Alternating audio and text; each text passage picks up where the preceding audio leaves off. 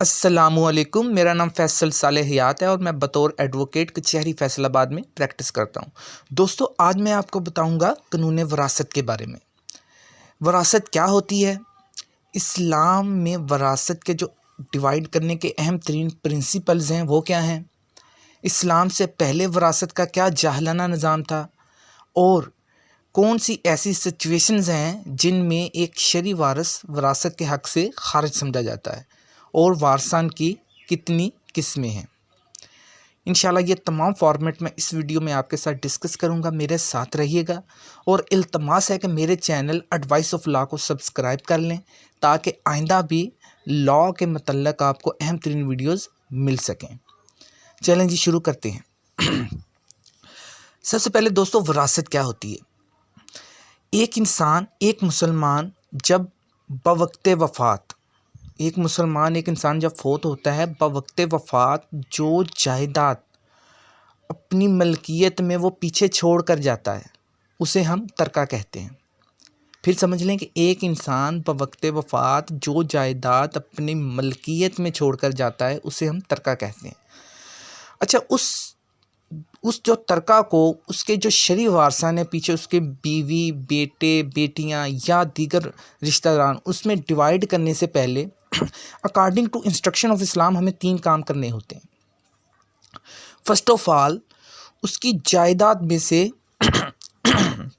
उसके जो कर्ज़े हैं, जो उसने अपनी ज़िंदगी में कर्ज़े लिए हैं, फ़र्स्ट ऑफ ऑल वो अदा होंगे।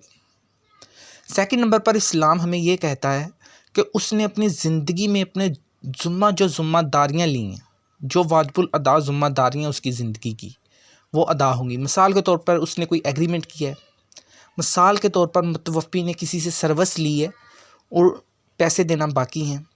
मिसाल के तौर पर उसने कोई अपनी ज़िंदगी में कोई ऐसा मामला तय किया है जिसकी रकम की अदायगी बाकी है, तो ये ज़िम्मेदारियाँ सेकंड नंबर पर अदा होंगी।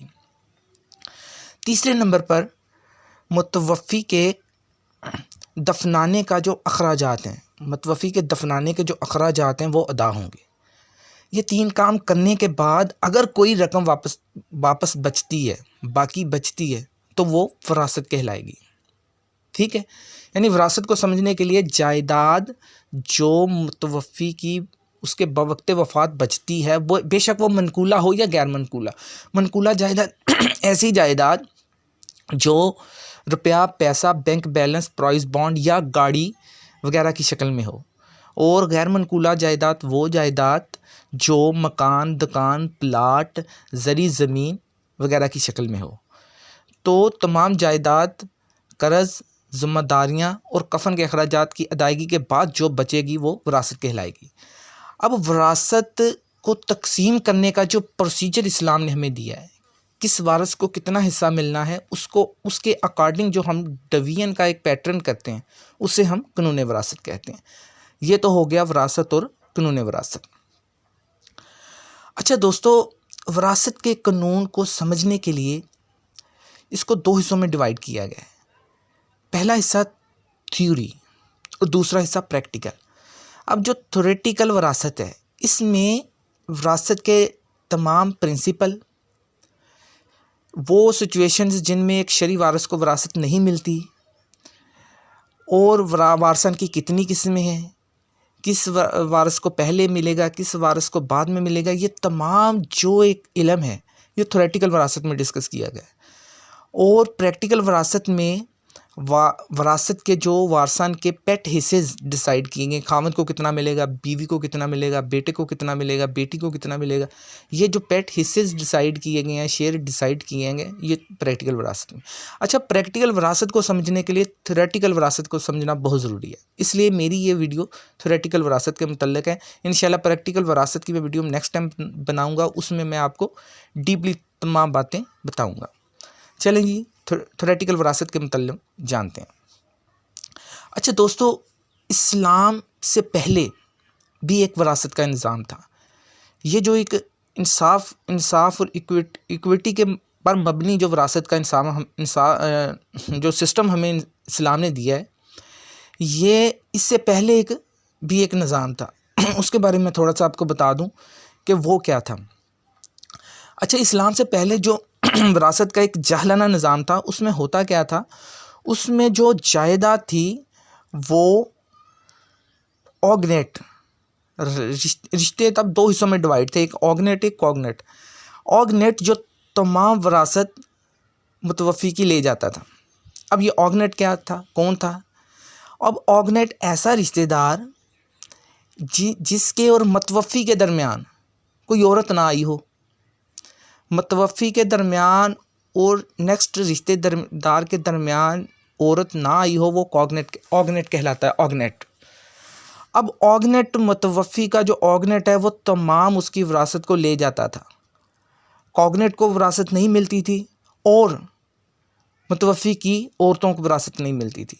अब इस यहाँ देखने की ज़रूरत ये है कि कितना शर्मनाक और कितना शेमफुल एक विरासत का निज़ाम था कि जहाँ औरत को विरासत देना तो दूर की बात है, जिस रिश्ते में औरत आ जाए उस रिश्ते को विरासत नहीं दी जाती थी।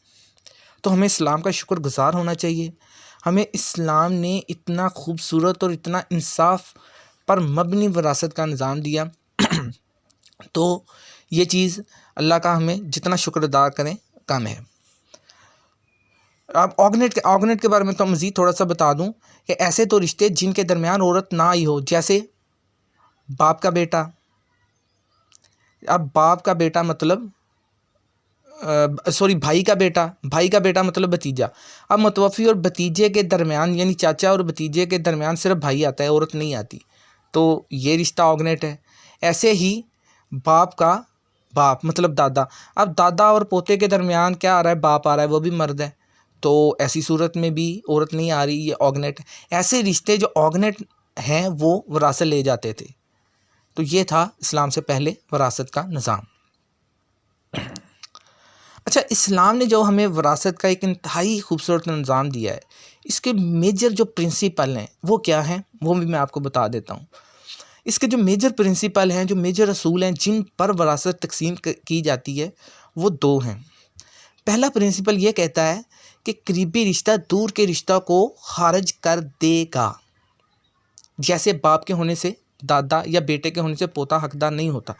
अब इसमें यह है कि इन एक मुतवफ़ी के जो करीबी रिश्ते हैं, ऐसे रिश्ते मतलब जिनमें एक सीरीज़ पाई जाती है, मसलन बाप से नेक्स्ट दादा, दादे से नेक्स्ट परदादा और सो ऑन। इसी तरह पोते से नेक्स्ट बेटे से नेक्स्ट पोते से सो ऑन।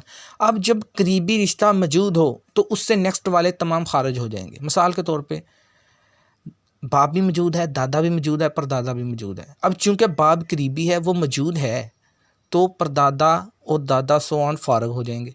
इसी तरह बेटा पोता परपोता मौजूद हैं, तो अगर बेटा मौजूद है तो पोता और परपोता का राइट ऑफ इनहेरिटेंस ख़त्म हो जाएगा। तो ये एक प्रिंसिपल है, इसको समझना है आपने। सेकंड प्रिंसिपल ये है कि इसको मैं थोड़ा सा पढ़ देता हूँ। अगर ए का रिश्ता सी से बी की वजह से हो और बी ज़िंदा हो तो ऐसी सूरत में सी हकदार नहीं होगा। मिसाल के तौर पर अगर एक, यानी इसको अगर मैं इसी मिसाल में मैं कोड करता हूँ बात को, कि अगर ए का रिश्ता सी से बी की वजह से हो, यानी अगर इसको मैं अगर थोड़ा सा सिंप्लीफाई करूँ, जैसे चचा का रिश्ता भतीजे से भाई की वजह से होता है। अगर भाई ज़िंदा हो तो भतीजा राइट ऑफ इनहेरिटेंस नहीं रखता। बस इसको सिंप्लीफाई अभी आपने इतना माइंड में रखना है। तो ये तो थे दो मेजर प्रिंसिपल जिनकी बिना पे विरासत डिवाइड होती है। अब आता हूँ मैं ऐसी सिचुएशंस पर, ऐसे केसेस पर जिनमें इस्लाम विरासत के हक़ से फ़र्क कर देता है। अगर कोई शरई वारिस इन 5 केसेस में आ जाए तो उसे विरासत नहीं मिलेगी। पहला केस क्या है? पहला केस ये कहता है कि अगर कोई शरई वारिस इस्लाम से खारिज हो जाए, दायरा इस्लाम से खारिज हो जाए, तो उसे विरासत नहीं मिलेगी, वो विरासत का हकदार नहीं होगा। सेकंड नंबर पर कातल मकतूल की विरासत में हकदार ना होगा। यानी अगर बेटे ने बाप को कत्ल कर दिया और बाप एक कसीर प्रॉपर्टी जायदाद अपने तुर्का में छोड़ कर गया, तो जिस बेटे ने बाप को कत्ल किया है वो विरासत का हकदार नहीं होगा। अच्छा, अब इसमें भी 2 स्कूल ऑफ थाट पाए जाते हैं। पहला school of thought Hanafi school of thought है, वो ये कहता है कि किसी भी सूरत में कातल जो है वो मकतूल की जायदाद में वरासत नहीं लेगा। जो शिया स्कूल ऑफ थाट है वो ये कहता है कि अगर मर्डर, अगर कत्ल जो है वो इंटेंशनली, इरादी तौर पर जानबूझकर किया गया हो, देन वरासत में हकदार नहीं होगा, हक नहीं होगा। तो ये दो स्कूल ऑफ थाट हैं जो मौजूद हैं। अच्छा, तीसरे नंबर पर जो केस है वो है गुलाम, स्लेवरी जिसे बोलते हैं। ये at the time of Islam पाया जाता था, ये एक सूरत हाल पाई जाती, चूँकि अब ये रद्द हो चुकी है, इसके बारे में ज़्यादा वजाहत नहीं करूँगा। फोर्थ नंबर पर आ जाता है नाजायज़ बच्चा, बास्टर्ड चाइल्ड। बास्टर्ड चाइल्ड जो है ये भी इस्लाम कहता है अकॉर्डिंग टू शरीयत विरासत में हकदार नहीं होता। अच्छा, इसमें अब दो स्कूल ऑफ थाट हैं, इसमें भी हनफी स्कूल ऑफ थाट है और शिया स्कूल ऑफ थाट है। हनफी स्कूल ऑफ थाट ये कहता है कि अगर नाजायज़ जो बच्चा है, बास्टर्ड चाइल्ड है, वो माँ की विरासत में हकदार होगा, बाप की विरासत में हकदार नहीं होगा। हनफी स्कूल ऑफ थाट ये कहता है। लेकिन शिया स्कूल ऑफ थाट ये कहता है कि बास्टर्ड चाइल्ड ना माँ की जायदाद में विरासत में हकदार होगा, ना ही बाप की विरासत में हकदार होगा। अब पाँचवें नंबर पर जो एक्सेप्शन केस है, जो विरासत की एक्सक्लूजन का केस है, वो ये है कि अगर मुतवफ़ी की ज़िंदगी में किसी वारिस ने उससे अपनी विरासत के इवज़ मुआवजा ले लिया हो तो वो भी विरासत का हकदार नहीं होगा। मिसाल के तौर पे एक वारिस कहता है मुतवफ़ी से कि जनाब आपके मरने के बाद पता नहीं क्या होगा, मुझे विरासत मिलेगी या नहीं मिलेगी, इसलिए आप मेरे हिस्सा के इवज़ मुझे इतने पैसे दे दें। अगर ऐसी कोई कमिटमेंट शरई वारिस कर लेता है और अपने हिस्सा के इवज़ पैसे ले लेता है या कोई कंसिडरेशन अमाउंट ले लेता है, तो देन वो मुतवफ़ी के मरने के बाद विरासत में हकदार नहीं होगा। तो ये तो थे 5 केसेस जिनमें एक शरई वारिस विरासत से महरूम होता है। नेक्स्ट आ जाता हूँ मैं कि वारसान की इकसाम क्या है। एक मुतवफ़ी जब फोत होता है और फोत होने के बाद वो अपने पीछे एक सीरीज़ ऑफ रिश्तेदार छोड़ के जाता है, जो भाई बहन, खावंद, माँ बाप, चाचा खालाएँ, नाना दादा, मुख्तलिफ़ शक्लों में होते हैं। एक जमगट्ठा होता है रिश्तेदारों का। अब वो जो रिश्तेदारों का एक जमगट्ठा होता है उसको शरीयत ने 3 हिस्सों में डिवाइड किया है। पहला हिस्सा सहाबुल फ़राइज़ यानी शेरर।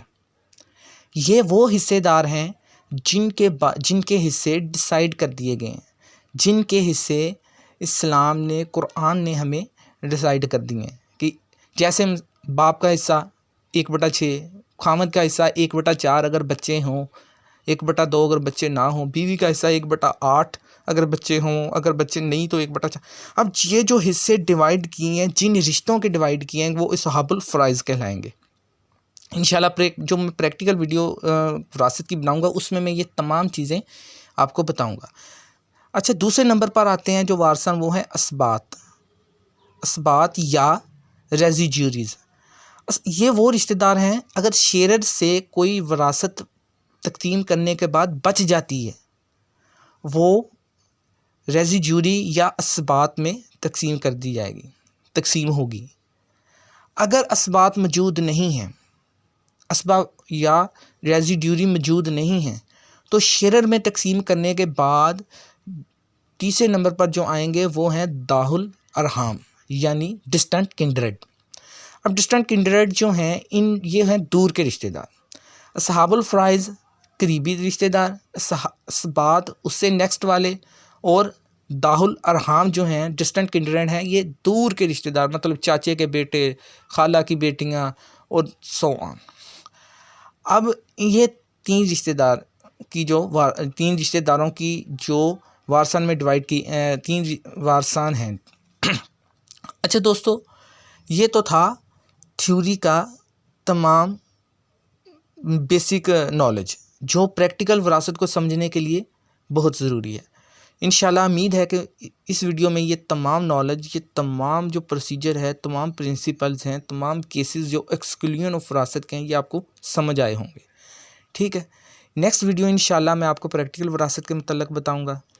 मेरे साथ रहिएगा। मेरे चैनल को अगेन दरख्वास्त है कि मेरे चैनल को सब्सक्राइब कर लें ताकि लॉ पॉइंट के मतलब आपको मेरी वीडियोस मिल सकें। बहुत शुक्रिया। अल्लाह आपको हामी नासर हो।